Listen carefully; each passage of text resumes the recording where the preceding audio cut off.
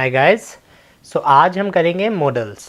ठीक है, आप अगर मेरी सीरीज़ फॉलो कर रहे हैं तो हम वर्ब्स की बात कर रहे हैं। सबसे पहले हमने करे नॉन कंटिन्यूस वर्ब्स, फिर हमने करे जेरंड्स, राइट। अब हम करेंगे मॉडल्स। मॉडल्स क्या होता है? बेसिकली ये हेल्पिंग वर्ब्स का काम करते हैं। तो मॉडल वर्ब्स जो होते हैं हम कंपेयर करते हैं हेल्पिंग वर्ब्स से। अब मॉडल वर्ब्स भी पास्ट, प्रेजेंट और फ्यूचर तीनों में यूज़ किए जा सकते हैं, राइट। सो आज हम बात करेंगे modal verbs in future tense. So जब मैं इनको फ्यूचर में बात करता हूँ तो इसको हमने कंपेयर करना है will say, right. He will study. अब जब मैं एसएससी की बात करता हूँ तो हमारे को क्वेश्चंस कैसे आते हैं? हमारे को क्वेश्चंस आते हैं फिल इन द ब्लैंक्स में। मॉडल्स के 90% क्वेश्चंस आप कोई भी एग्जाम दें तो फिल इन द ब्लैंक्स में आएंगे, राइट। और आपको विल के साथ और ऑप्शंस मिलेंगे, should, could, may, must, might etcetera. So अगर हमारे को इनका एग्जैक्ट मीनिंग पता है, अगर हमारे को इनका एग्जैक्ट यूसेज पता है, तो इनको सॉल्व करना बहुत आसान हो जाता है, राइट। सो आज let's try and change will to different modals and let's see कि क्या क्या फ़र्क आता है। तो सबसे पहला जो डिफरेंस हमें पता करना है वो करना है विल एंड वुड में। अब हम हिंदी अवॉइड थोड़ा सा कम करेंगे, अवॉइड करेंगे एंड हम इसको मीनिंग्स याद रखने की कोशिश करेंगे। So he will study and he would study. तो अगर आप लोगों ने मेरे साथ फ्यूचर टेंस किया है, मैंने टेंसेज में बोला था कि विल और वुड में बहुत ज़्यादा डिफरेंस होता नहीं है। एग्जाम्स में भी विल और वुड में बहुत ज़्यादा डिफरेंस नहीं होता है, but when I talk about spoken English there is a lot of difference. When I talk about fill in the blanks there is a difference. तो अगर विल और वुड दोनों साथ में आ जाएं तो क्या डिफरेंस होगा, right. So he will study and he would study. So क्या डिफरेंस है? Would is considered to be imaginary और लेस पॉसिबल। ठीक है, तो अगर मैं बोलता हूँ, जैसे दो तरीके के सेंटेंस होते हैं। छोटा सा बच्चा कोई रो रहा है तो उसको मनाने के लिए हम बोल देते हैं ना कि बेटा जब बाज़ार जाऊँगा तब तुम्हारे लिए चॉकलेट ले आऊँगा। तो अब जब मैंने बोला जब बाज़ार जाऊँगा तब चॉकलेट ले आऊँगा, मैंने क्या बोला है? मैंने उसको एक हाइपोथेटिकल सिचुएशन दे दी, मैंने उसको एक इमेजिनरी सिचुएशन दे दी। तो अगर इसको मैं इंग्लिश में लाऊँ तो आई वुड। इसीलिए जैसे आपको सेंटेंस मिलता है, अगर आप किसी ऐसे इंटरव्यू में गए से एसएसबी के इंटरव्यू में बैठे हैं, जॉब इंटरव्यू में बैठे हैं, आप कहते हैं अगर आपको 5 करोड़ रुपए मिल जाए, अगर आप प्राइम मिनिस्टर बन जाओ, so if I would be the PM of India, if I would get 5,000 rupees, 5 lakh rupees, 5 crore rupees. So क्यों? क्योंकि ये इमेजिनरी सिचुएशन है। और विल का क्या मतलब है? रियल सिचुएशन है। आपका कहीं से इंटरव्यू कॉल आ गया, आपकी ज्वाइनिंग है 6 सितंबर या 6 अक्टूबर, आप कहोगे व्हेन आई विल ज्वाइन, जब मैं ज्वाइन करूँगा। अभी इंटरव्यू कॉल नहीं आया, रिटन एग्ज़ाम दिया हुआ है, रिजल्ट है, व्हेन आई वुड ज्वाइन, जब भी जाऊँगा तब ऐसा करूँगा। ठीक है, सो पहला डिफरेंस हो गया विल एंड वुड में। Will is a normal sentence and would is considered to be less possible और इमेजिनरी। इसके बाद हम आते हैं शुड, मस्ट और हैव टू या हैज़ टू। हैज़ टू में डिफरेंस क्या है? ये हैज़ लगता है सिंगुलर्स के साथ, हैव लगता है प्लूरल्स के साथ, मीनिंग बिल्कुल सेम है। So he should study, he must study and he has to study. He should study, he must study and he has to study. तो अब ये तीनों जो वर्ड्स हैं, तीनों होते हैं सजेशन देने वाले वर्ड्स। अब आप ध्यान रखिएगा, इसीलिए इनमें गलतियाँ फिल इन द ब्लैंक्स में आती हैं, क्योंकि स्पॉटिंग एरर्स में तीनों ऑलमोस्ट सेम है। तो ही शुड स्टडी का हिंदी हो सकता है उसको पढ़ना चाहिए, ही मस्ट स्टडी का हिंदी हो सकता है उसको ज़रूर पढ़ना चाहिए, and he has to study का हिंदी होगा उसको पढ़ना ही पड़ेगा या उसको पढ़ना ही है, राइट। सो कहने का क्या मतलब है? कहने का क्या मतलब है? अगर एग्जामिनर आपको ये तीनों सेंटेंसेस देता है, शुड, मस्ट और हैज़ टू या have to, fill in the blanks में तीनों ऑप्शंस देता है, तो ये तीनों का मीनिंग बिल्कुल सेम है। अब आपको वहाँ पे इमोशन पकड़ना है कि वो नॉर्मल सलाह दे रहा है, वो बहुत फोर्सफुल सलाह दे रहा है, या वो सीधा सीधा ऑर्डर दे रहा है।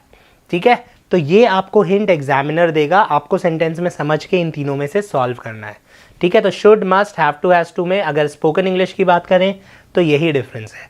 अगर एग्जाम से 6 महीने पहले मम्मी आपको डांट रही है कि बेटा पढ़ लो, तो मम्मी क्या कहेंगी प्यार से? यू शुड स्टडी, बेटा अब तो तुम्हें पढ़ना चाहिए। आप नहीं पढ़ते, 1 महीना रह गया एग्ज़ाम में, मम्मी क्या कहेंगी? यू मस्ट स्टडी नाउ, अब तो पढ़ना ही चाहिए यार, अब तो एग्ज़ाम आने वाले हैं। आप फिर भी नहीं पढ़ते, फिर 2-4 दिन पहले एग्ज़ाम से क्या कहेंगी? आपको कमरे में बंद करके कहेंगी you have to study now, अब तो पढ़ना ही पड़ेगा, जब तक पढ़ोगे नहीं बाहर मत आना, राइट। और आप फिर भी नहीं पढ़ते, तो उसके बाद कोई वर्ड नहीं है, उसके बाद से your mom will beat you, उसके बाद केवल पिटाई होगी, डंडा होगा। ठीक है, बट ये 3 डिफरेंट मोड्स ऑफ सजेशंस हैं, आपको इंपॉर्टेंस पे डिसाइड करना है। स्पोकन इंग्लिश में इंपॉर्टेंस बहुत ज़रूरी है। आप एसएसबी में लिख रहे हैं, आपके पास 5 ईयर्स प्लान बना पूछ रहा हूँ मैं, अब जहाँ पे हैव टू लिखते हैं तो वो आपको ज़रूर चाहिए, जहाँ पे मस्ट लगते हैं वो आपको मतलब ये 100% है, ये ऑर्डर है, ये बहुत ज़रूरी है और ये नॉर्मल है, तो आपकी प्रायोरिटी सेट हो जाती है, right. Say if we want India to be developed we have to work hard, we must educate the poor and we should also give them job. तो सबसे पहली प्रायोरिटी क्या है, हमें हार्ड वर्क करना है, उसके बिना तो बनेंगे ही नहीं। उसके बाद दूसरा नंबर क्या हो गया, एजुकेशन देनी है सबको। तीसरा क्या हो गया, नौकरी देनी है।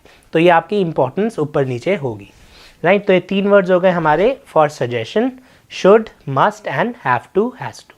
नेक्स्ट जो 3 वर्ड्स आएंगे, कैन, मे एंड माइट। अब कैन, मे एंड माइट में सबसे पहले let's talk about difference between can and may. अब हम अभी आप ध्यान देंगे ये सेंटेंस के बीच में है, he can study, he may study. May I come in ma'am or can I come in ma'am की बात मैं अभी नहीं कर रहा हूँ, ठीक है। मे I come in ma'am or can I come in ma'am की बात हम आगे करेंगे। अभी हम बात कर रहे हैं जब ये तीनों शब्द सेंटेंस के बीच में होंगे, ठीक है, तो क्या डिफरेंस होगा। सो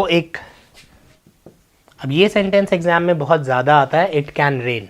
इट कैन रेन का हिंदी क्या है, बारिश हो सकती है, और इट में रेन का हिंदी क्या है, बारिश हो सकती है, शायद बारिश हो सकती है। तो बारिश हो सकती है और शायद बारिश हो सकती है में कोई फ़र्क है, तो इन दोनों में टेक्निकली कोई फ़र्क नहीं है। तो इसलिए इन दोनों का जो आपको फ़र्क है, आपको ये फ़र्क याद रखना है इंग्लिश में, ठीक है। इंग्लिश में क्या फ़र्क होगा, जब कैन और मे सेंटेंस के बीच में आए हैं तो can talks about ability and may talks about possibility. मैं अगर हिंदी बोलूँ तो एबिलिटी क्षमता, क्षमता के लिए हिंदी में क्या वर्ड है, सकता, एंड पॉसिबिलिटीज़ हो भी सकता है नहीं भी हो सकता है, मैं क्या बोल रहा हूँ, सकता। तो इन दोनों के लिए हिंदी में एक वर्ड यूज़ हो सकता है, दैट इज़ सकता, राइट। मगर इंग्लिश में जैसे ही मैं आया, अगर आपने ट्रांसलेट किया तो आपका क्वेश्चन गलत हो सकता है। मैंने क्या बोला, आपका क्वेश्चन गलत हो सकता है। तो ये मैं आपके क्वेश्चन की क्षमता की बात कर रहा हूँ कि पॉसिबिलिटी की बात कर रहा हूँ, बस ये मुझे ध्यान में रखना है। तो आपका क्वेश्चन गलत हो सकता है, मैं पॉसिबिलिटी की बात कर रहा हूँ, your question may be wrong, ठीक है, you may get your question wrong, right. क्यों, क्योंकि मैं पॉसिबिलिटी की बात कर रहा हूँ। तो कैन अगर आ रहा है तो क्षमता की बात कर रहा है, तो बारिश की क्षमता तो नहीं है ना कि बारिश हो सकती है। आज मैं बादल देख के बोल रहा हूँ बादलों में क्षमता है कि बारिश हो सकती है, ऐसा तो कुछ नहीं बोल रहा हूँ मैं, I am not saying anything like that. So इसलिए कैन की जगह आएगा यहाँ पे मे। तो हिंदी में कितना भी सही हो, इंग्लिश में बिल्कुल गलत है। पॉइंट 1। पॉइंट 2, जैसी मैं आदमियों की बात करता हूँ ये दोनों तरीके से ठीक हो सकता है। अब फिर कंडीशन पे मेरे को देखना पड़ेगा कि कौन सा वाला ठीक है। अगर मैं कहता हूँ ही can walk and he may walk, so he can walk, मैं आपकी क्षमता की बात कर रहा हूँ, ठीक है। तो अब जैसे मैं किसी के घर में गया, वहाँ 1 साल का बच्चा, मैं कहूँ चलने लगा क्या, तो मैं उस बच्चे की क्षमता जानना चाहता हूँ, बोलने लगा क्या, बोल सकता है क्या। So we are talking about the ability of that kid. तो हम क्या बोलेंगे, उसके मम्मी पापा मुझे बताएंगे हाँ चल लेता है, he can walk now. Why, because मैं एक 2 साल के बच्चे की बात कर रहा हूँ जिसके क्योंकि आधे 2 साल के बच्चे चल सकते हैं, आधे 2 साल के बच्चे नहीं चल सकते। कुछ में चलने की क्षमता होती है, कुछ में चलने की क्षमता नहीं होती है।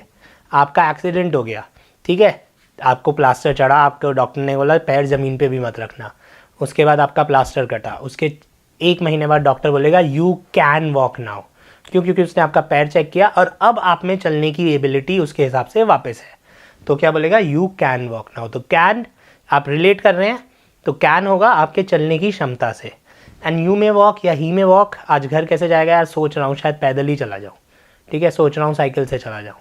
तो ये हो सकता है आप पैदल जाओ, हो सकता है आप बाइक से जाओ, हो सकता है आप प्लेन से जाओ, हो सकता है आप हेलीकॉप्टर से जाओ। सो मे वॉक इज़ पैदल भी जा सकता हूँ और बाइक पे भी जा सकता हूँ, और कैन वॉक मैं आपकी क्षमता की बात कर रहा हूँ। बहुत इंपॉर्टेंट है, हिंदी में करोगे तो गलत हो जाएगा। वो चल सकता है, वो पैदल जा सकता है, ठीक है। ही कैन स्पीक, वो बोल सकता है, ही मे स्पीक, वो बोल सकता है। फ़र्क क्या हुआ, ही मे स्पीक इज़ उसका मूड हुआ तो बोलेगा, नहीं हुआ तो नहीं बोलेगा, एंड ही कैन स्पीक में उसमें क्षमता है बोलने की, ठीक है। तो आगे की जो कंडीशन होगी वो बहुत इंपॉर्टेंट हो जाएगी जब मैं मे और कैन की बात करूँगा या माइट और कैन की बात करूँगा, ठीक है। तो आई होप ये क्लियर हो गया होगा आपको। आगे चलते हैं। सो कैन जब भी सेंटेंस के बीच में आएगा it will only talk about ability, बहुत ज़रूरी है याद रखना। सो ही कैन स्टडी इज़ वो चल सकता है, वो पढ़ सकता है, उसके अंदर क्षमता है ना। मैं फिर रिपीट कर देता हूँ, बहुत ज़्यादा होता है, मेरे साथ बहुत होता था। जब भी मैं स्कूल जाता था मेरे हमेशा 40-50-60% नंबर आए हुए होते थे, और ऊपर से टीचर मम्मी को क्या बोल सकता था, पढ़ तो सकता है मगर पढ़ता नहीं है, राइट। और घर आके और मार पड़ती थी क्योंकि मम्मी को ये लगता था कि बेटा तो बहुत इंटेलिजेंट है मगर कभी किताब खोल के देखता नहीं है। एग्जैक्टली सेम प्रॉब्लम है। तो कैन स्टडी में टीचर ने आपकी एबिलिटी की बात कर दी, उसने कहा क्षमता तो है मैडम लेकिन पढ़ता नहीं है, अब आप देख लो आपने कैसे पढ़ाना है अपने बच्चे को, क्षमता बहुत है, पढ़ेगा तो फर्स्ट आ जाएगा, ठीक है। और ये टीचर हर बच्चे के साथ बोलता है, टीचर का पेट डायलॉग होता है, और आपकी मम्मियों को और पापाओं को ऐसा लगने लगता है कि नहीं यार मेरा बेटा पढ़ता नहीं। वेयरएज मे और माइट का क्या मीनिंग है, मूड हुआ तो पढ़ेगा, ठीक है। तो ये डिफरेंस हो गया कैन और मे माइट में। Now let's talk about may and might. May और माइट में अगेन आप लोगों ने बहुत सुना होगा विल का पास्ट वुड और मे का past might, but technically will का कोई पास्ट नहीं हो सकता, मे का कोई पास्ट नहीं हो सकता, राइट। सो जब मे का कोई पास्ट नहीं हो सकता और विल का कोई पास्ट नहीं हो सकता, तो ये वाला जो रूल है केवल इनडायरेक्ट स्पीच का रूल है। तो इनडायरेक्ट स्पीच में आएगा तो विल का पास्ट वुड, मे का पास्ट माइट, और कहीं नहीं, राइट। सो अगर अब आपको फ्यूचर में मे और माइट दोनों आ जाते हैं, वैसे तो दोनों में कोई फ़र्क नहीं है, दोनों पॉसिबिलिटी है, लेकिन अगर एग्जामिनर आपको दोनों का ऑप्शन दे देता है, सबसे पहले आप चेक करेंगे direct indirect speech. Direct indirect speech नहीं है, नॉर्मल सेंटेंस है, तो फिर आप क्या चेक करेंगे, may is basically 50-50 and might is basically 30-70। तो मे में होने और नहीं होने का चांस बिल्कुल बराबर है, वेयरएज माइट में होने का चांस कम है, नहीं होने का चांस ज़्यादा है। आई मे स्टडी, पढ़ भी सकता हूँ नहीं भी पढ़ सकता। आई माइट स्टडी, अब तो मुश्किल ही है, ठीक है। तो आपको मैंने बोला था मैं 9 बजे आऊँगा, 11 बज गए, आप क्या बोलोगे, ही माइट कम नाउ, ठीक है, अब तो शायद ही आए। तो वो शायद आएगा, वो शायद पढ़ेगा, शायद ही पढ़ेगा, ठीक है। तो अगर ये दोनों ऑप्शंस आ जाते हैं तो फिर हमारे को ये याद रखना है। तीसरा वर्ड आ जाता है is am are likely to. So अगर मैं बोलता हूँ ही, अब ही के साथ इज़ आएगा, he is likely to study, तो इसका भी मतलब क्या है, पॉसिबिलिटी, लेकिन दिस मीन्स होने के चांसेस ज़्यादा हैं, राइट। सो इसको मैं लिख देता हूँ 70-30। सो मोर पॉसिबल, जैसे हिंदी में बोलते हैं उसके पढ़ने की उम्मीद है, आज बारिश होने की उम्मीद है।